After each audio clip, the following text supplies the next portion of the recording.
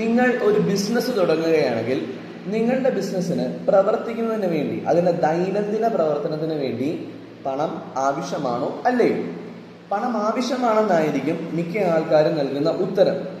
ഇങ്ങനെ ദൈനംദിന പ്രവർത്തനത്തിന് വേണ്ടി ഒരു ബിസിനസ്സിന് ആവശ്യമായിട്ട് വരുന്ന പണത്തെയാണ് വർക്കിംഗ് ക്യാപിറ്റൽ എന്ന് വിളിക്കുന്നത്.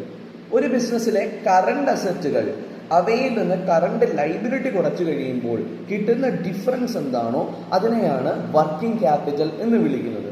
Current asset minus current liability is the working capital of an organisation.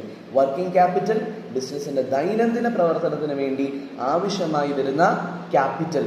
ഇത് വരാൻ പോകുന്ന സ്റ്റേറ്റ് ടാക്സ് ഓഫീസർ എക്സാമിനേഷന് ചോദിക്കാൻ സാധ്യതയുള്ള ഒരു പ്രധാനപ്പെട്ട ടോപ്പിക്കാണ് വർക്കിംഗ് ക്യാപിറ്റൽ മാനേജ്മെന്റ്, അതിൻ്റെ കോൺസെപ്റ്റ്, അതിൻ്റെ ടൈപ്സ് മുതലായവ.